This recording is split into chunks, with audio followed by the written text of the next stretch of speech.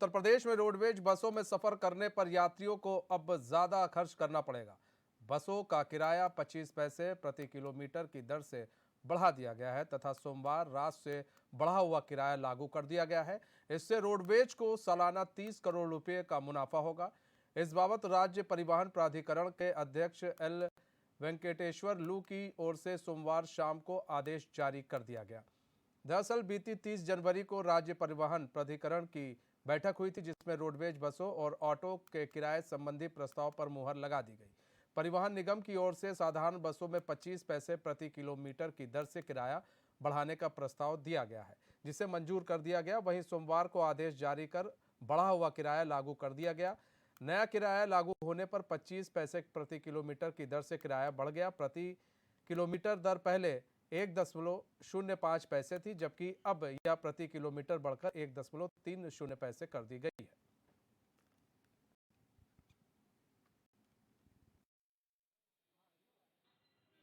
हमारे हिसाब से तो नहीं बढ़ना चाहिए। कोई भी नहीं चाहेगा कि किराया बढ़े अब, क्योंकि लोग वैसे ही इतने बेरोजगार हो रहे हैं आजकल, और फिर महंगाई बढ़ती ही जा रही है बुरी तरह से। ये कैसे किया जाएगा? तो अभी तो फिलहाल नहीं बढ़ना चाहिए, हम खुद, क्योंकि हम खुद बेरोजगार हैं। नहीं बढ़ना चाहिए और इसमें सरकार को देखना चाहिए कि ये इतना बढ़ रहा है, इतनी बेरोजगारी बढ़ रही है, कैसे इंसान जिएगा और कैसे अपने बच्चों को देखेगा। ये हमारा है कहना कि युवाओं का कहना है कि इसको किराया घटाया जाए और ना कि जो नॉर्मल चल रहा है उसी को रखा जाए, बढ़ाना नहीं चाहिए। 25 में किराया नहीं बढ़ना चाहिए। इतनी बेरोजगारी है, बेरोजगारी के बाद इतनी मतलब किसी ना नौकरी पेशा अभी किराया बढ़ाया जा रहा है, सरकार को उसको देखना चाहिए। सर बहुत ऐसे एक तो ऐसे महंगाई बढ़ी, हम लोग प्रॉपर लखनऊ से आते जाते रहते हैं, स्टडी करते हैं वहाँ पे। पहले हम लोगों का बाराबंकी 22 का 118 रुपया था। अब आज हम देकर आए हैं 140 रुपये। हमने कंडक्टर से पूछा कि कैसे क्या हुआ, हम लोग 118 देके भी परसों गए थे, तो बोला किराया रातों रात बढ़ गया है। क्या लगता है कि सरकार को किराया कम करना चाहिए? बिल्कुल कम करना चाहिए सर। जी सर, अब ये है कि बढ़ गया तो देना पड़ेगा सर। लेकिन सर गवर्नमेंट को सोचना भी चाहिए ना, हर चीज़ में सब छूट दे रही है, थोड़ा इसके लिए भी कुछ किया जाए सर।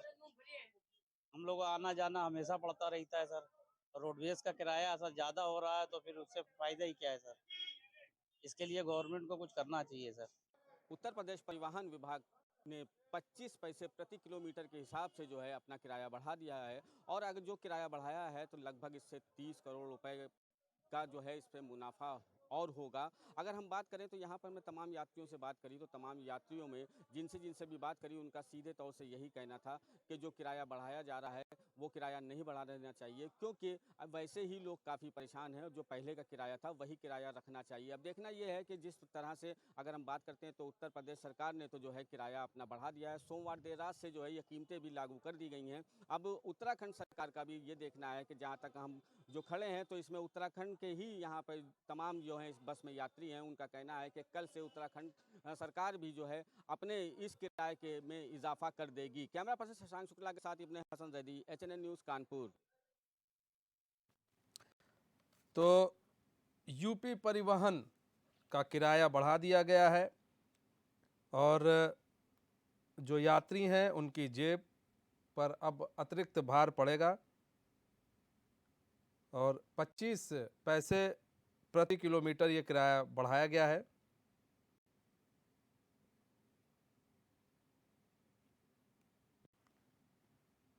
यात्री परेशान हैं क्योंकि उनका कहना है कि पर डे का सफ़र है। हम लोग अभी कल कहीं गए तो वहाँ पर किराया कुछ और था, रातों रात किराया बढ़ा दिया गया। इस पर थोड़ा सोचना चाहिए, सोच विचार कर किराया बढ़ाना चाहिए। तो अब जो किराया है 25 पैसे प्रति किलोमीटर की दर से बढ़ गया है।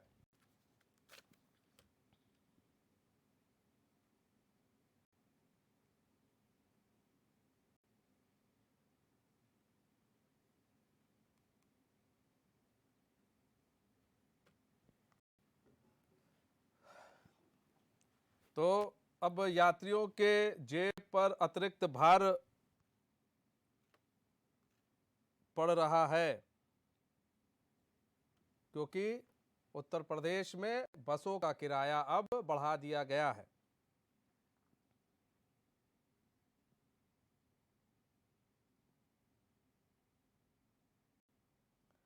तो वहीं ये भी दलील दी जा रही है कि जो पेट्रोल डीजल के दाम महंगे हुए हैं उसको देखते हुए किराया बढ़ाना बड़ा ज़रूरी था। इससे पहले 2020 में जब बसों का किराया बढ़ाया गया था तब डीजल 63.50 रुपये प्रति लीटर था। वहीं अब जब डीजल 90 रुपये करीब है तो बसों में 25 पैसे प्रति किलोमीटर का इजाफा किया गया है। अब तक रोडवेज बसों का किराया 1.05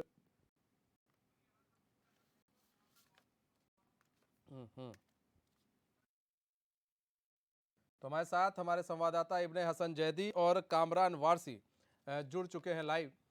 हम सबसे पहले इब्ने के पास चलेंगे। इब्ने, आप बसों जो रोडवेज बस है वहाँ पर वहाँ के यात्रियों से आप मिले, उनसे आपने बातचीत की और बस अड्डे पर किस तरह का माहौल रहा, क्योंकि एकदम जो है किराए को बढ़ा दिया गया है।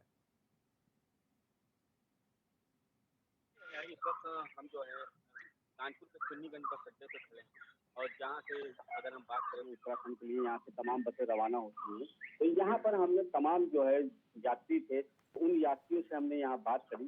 तो अगर हम अपनी सारी बात का लबोलबाब बताएं तो सारे ही यात्रियों का यही कहना है कि जो अभी का हालात चल रहे हैं, जिस तरीके से महंगाई चल रही है, उसको देखते हुए ये अतिरिक्त भार जो डाला जा रहा है ये नहीं डाला जाना चाहिए।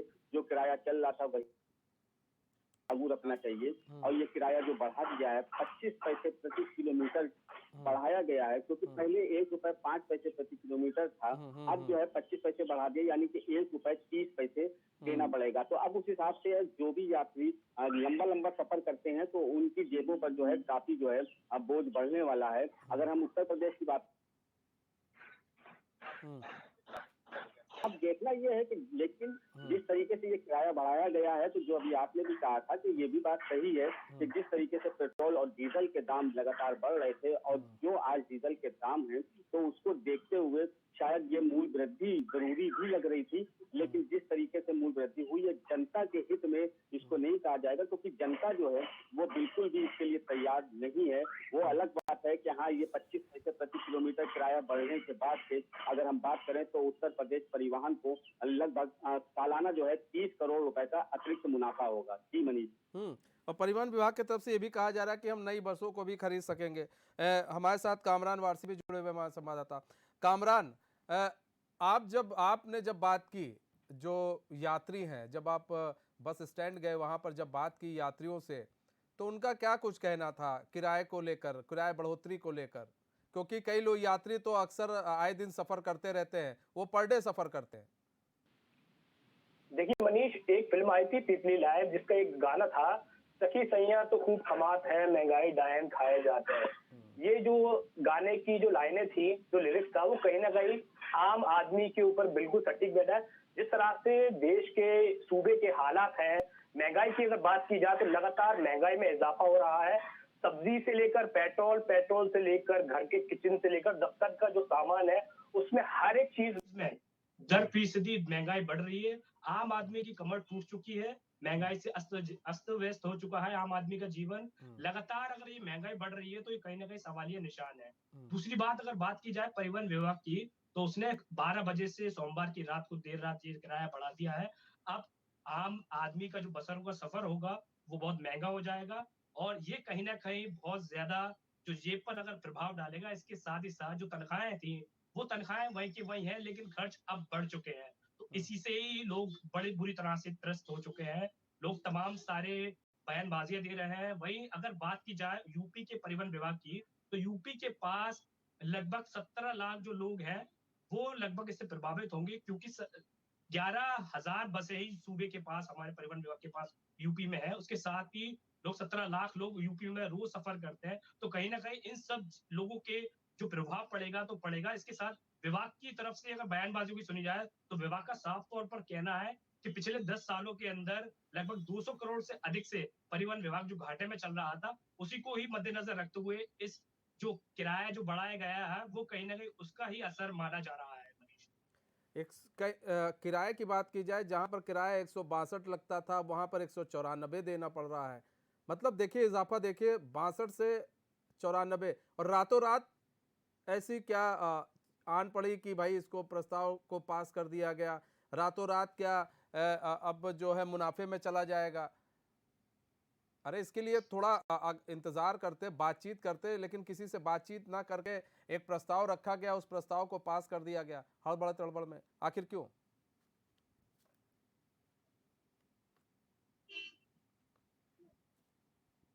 कामरान। जी, मनीष देखिए जहाँ तक बात की जाए तो लगातार परिवहन विभाग बैठकों का दौर कर रहा था। सरकार की तरफ से भी तमाम सारी चीज़ों की जो एडवाइज़री है वो जारी की गई थी। लेकिन जो किराया बढ़ाने का जो मेन मकसद है, वो कहीं न कहीं विभाग के घाटे का होना है। हालाँकि ऐसी बात नहीं है कि रातों-रात किराया बढ़ाएगा, इससे पहले ही सारी मोनोपोली तैयार कर ली गई होगी क्योंकि सरकार को, शासन को पता है कि लोग सवाल खड़े करेंगे, मीडिया सवाल पूछेगी, तो ये इस बात से अंदाज़ा लगाया जा सकता है कि पिछले कई सालों से विभाग घाटे में था और घाटे की भरपाई करने के लिए उन्होंने इस तरह से जो कदम उठाया है। ठीक। इब्ने, देखिए अगर हम बात करें यात्रा की इब्ने हसन, तो प्रयागराज से वाराणसी के लिए साधारण बस किराया था पहले 162 रुपये, अब बढ़कर 194 हो गया। प्रयागराज से जौनपुर के लिए जनरथ बस का किराया 173 रुपये से बढ़कर 211 रुपया हो गया। आजमगढ़ के लिए 266 से बढ़कर 324 रुपया हो गया। वहीं साधारण बस से कानपुर का किराया 247 रुपये से बढ़कर 299 रुपये और फतेहपुर का जो किराया 143 रुपये से बढ़कर 174 रुपये कर दिया गया है। इन्हें देखिए अंतर आया है, और छोटा मोटा अंतर नहीं, एक बड़ा अंतर है, और जो रोज सफर करते हैं उनके लिए तो और भी दिक्कत है।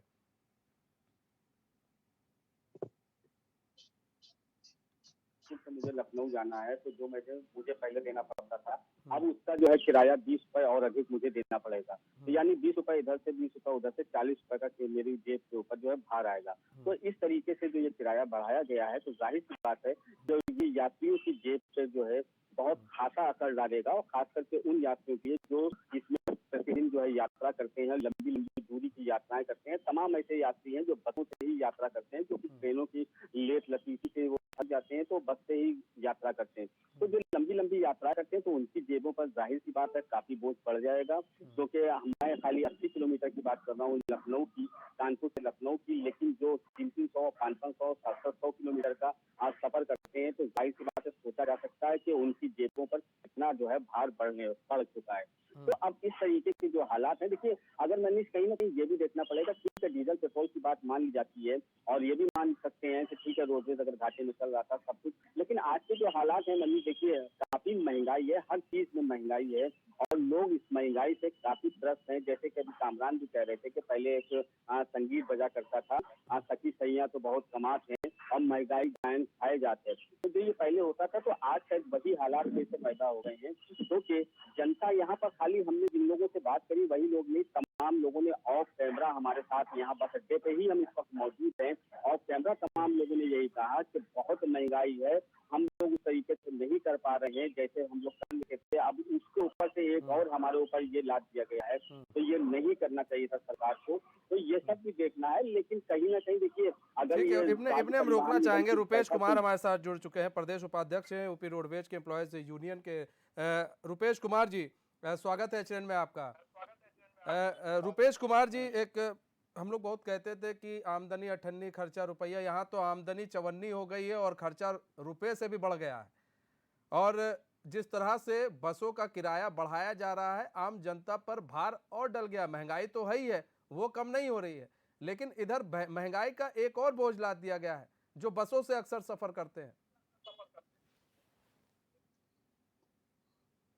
मनीष जी, परिवहन निगम जो है अपने खर्चे पे चलता है, क्योंकि सरकार का इस पे कोई वो देख नहीं होता है, और परिवहन निगम पिछले कई वर्षों से किराया नहीं बढ़ाया गया है, इसीलिए अचानक जो 25% किराए की बढ़ोतरी की गई है, जो प्रदेश की जनता पे जो बर्डन बढ़ा है, उसका वही सबसे बड़ा कारण है। क्योंकि अगर समय समय पर अगर किराए की बढ़ोतरी होती 2%, 4%, 10% के हिसाब से, तो आज जो है इतनी बड़ा बर्डन प्रदेश की जनता पे पड़ा है, शायद ये नहीं पड़ता। क्योंकि परिवहन निगम स्वयं के खर्चे पे चलता है, और डीजल के बढ़ते रेट, हमारे मेंटेनेंस कर्मचारियों की तनख्वाह, इन सबको देखते हुए कहीं ना कहीं हम घाटे में चल रहे थे।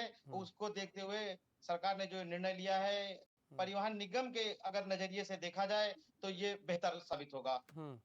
नहीं ठीक है, लेकिन एक चीज़ और है रुपेश कुमार जी ना, आपने कहा काफ़ी समय से 2020 में किराया बढ़ाया गया था, फिर 21 में नहीं बढ़ाया गया, 22 में नहीं बढ़ाया गया क्योंकि कोरोना की मार थी इसलिए। 2014 में बढ़ाया गया, 2015 में बढ़ाया गया, 16 में बढ़ाया गया, 17 में नहीं बढ़ाया गया, 18 में बढ़ाया गया, 19 में बढ़ाया गया। और इन सब में जो है कहीं पर 10 पैसे, कहीं पर 7 पैसे, ऐसे ही रेशियो रहा है।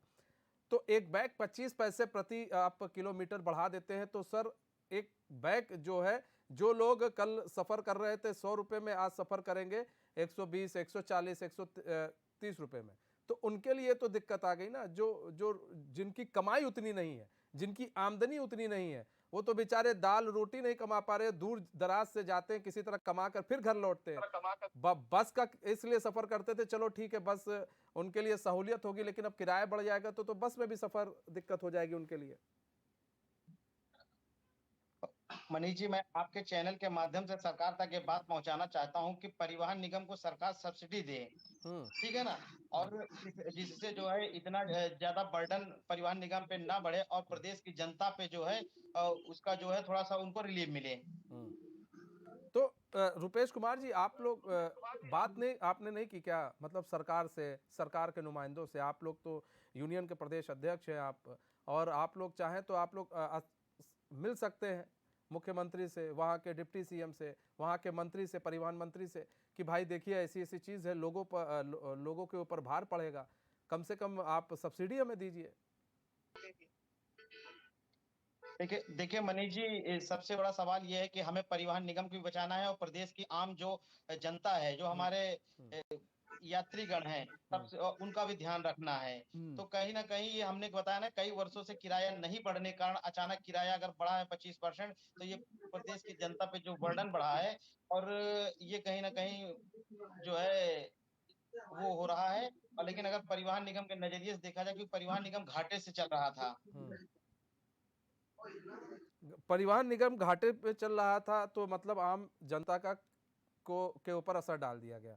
पिछले 2 सालों से किराया नहीं बढ़ाया गया था कोरोना के चलते, और ये खुद कहा गया था कि नहीं भैया किराया नहीं बढ़ाया जाएगा, इसलिए नहीं बढ़ाया जाएगा क्योंकि कोरोना है। तो मतलब ये तो नहीं है ना कि कोरोना का आप बहाना लेकर फिर अब एक मुश्त एक साथ इतना किराया बढ़ा दें कि भाई अब कोरोना तो रहा नहीं, अब जो है अब किराया हम बढ़ाएंगे, क्योंकि हमने पिछले 2 सालों से किराया नहीं बढ़ाया। 2020 में बढ़ा था किराया, लेकिन अब नहीं, क्या अब जो है अब हम किराया बढ़ा रहे हैं क्योंकि 2 साल से हमने किराया नहीं बढ़ाया। तो सर सवाल इसलिए उठते हैं कि घाटा अगर सह रहा है परिवहन निगम, तो उसका बोझ सरकार वहन करे, आम जनता क्यों वहन करेगी? आम जनता तो वैसे टैक्स के मारे मारी जा रही है। वो गरीब से, अगर एक गरीब आदमी भी है, वो भी किसी ना किसी रूप में टैक्स देता ही देखता है।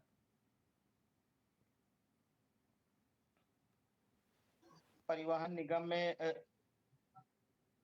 स्वतंत्रता संग्राम सेनानी हो जाए, लोकतंत्र सेनानी हो, या एमपी हो, एमएलए हो, राज्य मान्यता प्राप्त मुख्यालय, चाहे मीडिया बंधु हो हमारे, चाहे दिव्यांग जन हो, परिवहन निगम कहीं ना कहीं इन सबको फ्री में यात्रा कराता है।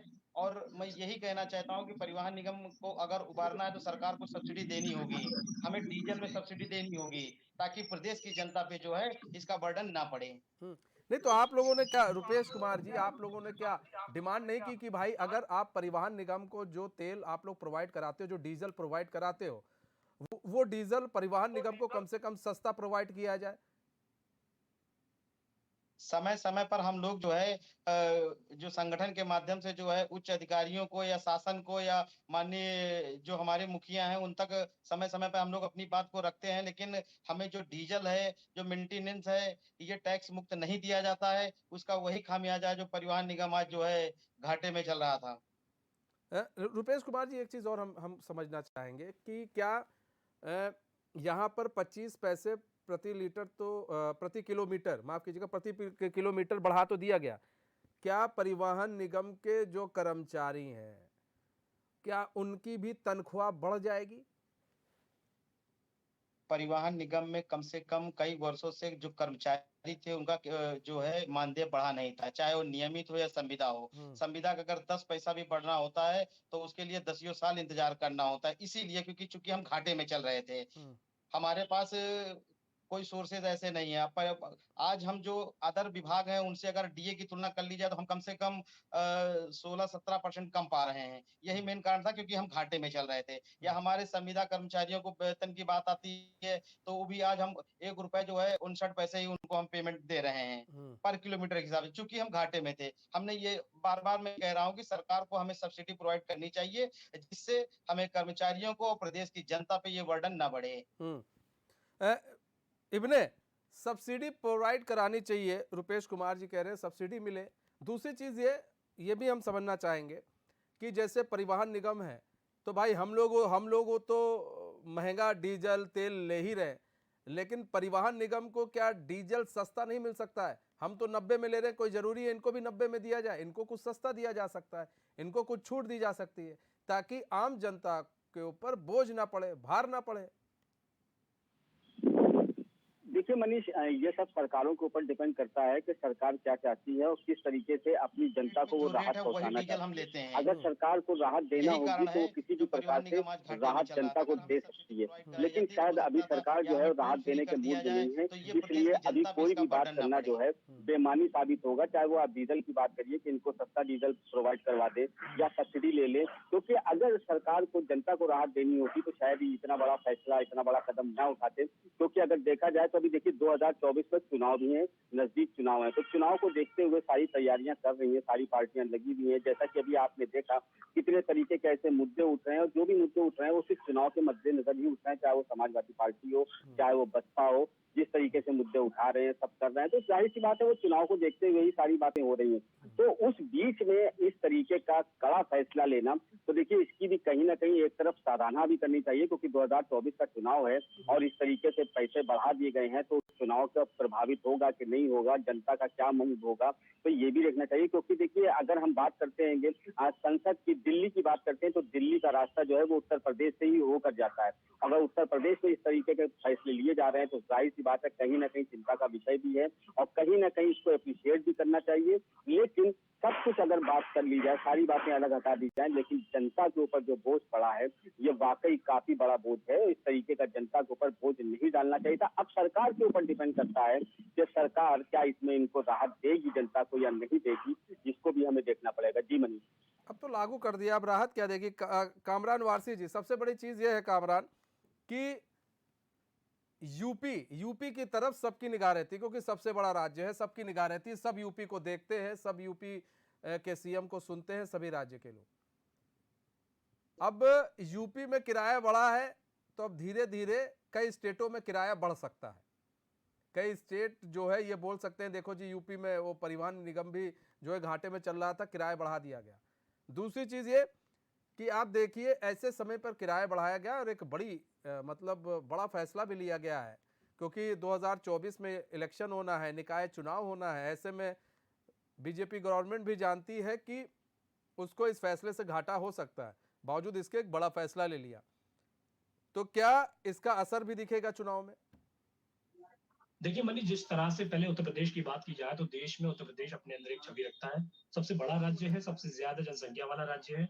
लोग इसकी तुलना विदेशों से करते हैं कि जहां विदेशों की जितनी आबादी है उतनी भारत के सिर्फ यूपी के अंदर ही है।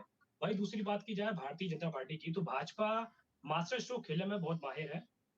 वो अगर कई जगह अगर शिकस्त पाती है तो दूसरी जगह मात भी दे देती है, क्योंकि आगे चुनाव है, निकाय चुनाव में, तो कहीं ना कहीं विपक्ष इस मुद्दे को उठाएगा।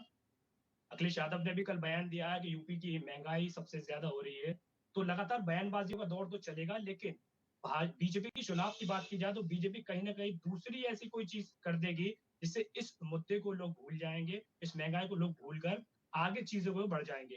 भाई अगर बात की जाए रोडवेज बसों की, तो जैसे जिस तरह से रुपेश जी ने कहा कि महंगाई घाटे में हम लोग चल रहे थे, तो रुपेश जी से ये है कि जिस तरह से हालत है यूपी की बसों की, हालत देखिए, कई खड़े खड़े कई सारी घटनाएं ऐसी हुई हैं, कहीं खड़े खड़े आग लग जाती है बसों में, कहीं पंखे नहीं है, लोगों को सुविधाएं नहीं है, कुर्सियां खराब है, कोई मेंटेनेंस नहीं है, किसी भी तरह की कोई भी सुविधा। अगर अगर महंगाई कहीं ना कहीं बढ़ी है, अगर रोडवेज किराया ज्यादा ले रहा है, तो आम जनता को सुविधाएं भी मिलनी चाहिए, लेकिन ऐसा बिल्कुल भी नहीं है। वोल्वो की बात की जाए तो वोल्वो का किराया बहुत ज्यादा होता है, तो वहां कहीं ना कहीं सुविधाएं मिल जाती है, लेकिन जो साधारण बसें हैं उसकी स्थिति बहुत दयनीय है, बहुत खराब है। महिलाओं की जगह पुरुष बैठ रहे हैं, पुरुषों की जगह महिला बैठ रहे हैं, तो ऐसी कोई भी व्यवस्था नहीं है। बिल्कुल ये मान लीजिए नियमों की सबको नियमों को ताक ताक पर पे रखकर रखकर काम जो किया जा व्यवस्था रहा है। है रुपेश सुचारू जी, रूप से चल रही है। रुपेश जी देखिए सवाल ये है कि अगर हम बसों की बात करें तो बसों की हालत वास्तव में बहुत जर्जर है। बसों की हालत इतनी जर्जर है कि लोग यूपी बसों में सफर करना नहीं चाहते हैं। जो अच्छे तबके के लोग हैं वो सोचते हैं कि भाई ऐसी बसों में हमारे पूरी शरीर के हड्डी पसली सब हिल जाती है। आप किसी से पूछिए तो यही कहेगा भैया पूरी हड्डी पसली हिल गई है, सफर करके आए हैं। मतलब ऐसी हालत है यूपी में बसों की। इन बसों की हालत कैसे सुधारी जाए? देखिए खड़खड़ खड़खड़ खड़खड़ खड़खड़ बोला करती है दिन भर। सीटों की हालत एकदम जर्जर है, सीटें फटी हैं, मतलब कोई किसी को कोई लेना देना नहीं है।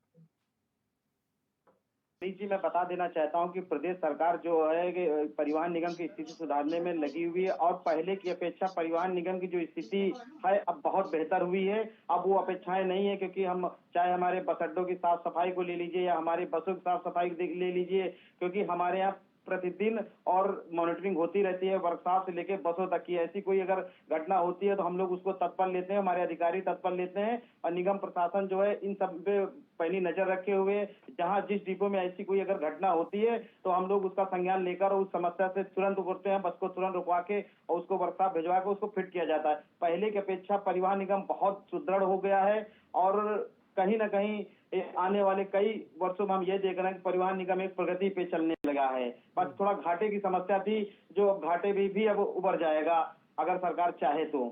घाटे से भी उबर जाएगा अगर सरकार चाहे तो। बहुत बहुत धन्यवाद रुपेश कुमार जी हमारे साथ जुड़ने के लिए और अपना बहुमूल्य समय देने के लिए। बहुत बहुत धन्यवाद इब्ने हमारे साथ जुड़ने के लिए, तमाम जानकारी देने के लिए। कामरान बहुत बहुत धन्यवाद हमारे साथ जुड़ने के लिए और तमाम जानकारी देने के लिए।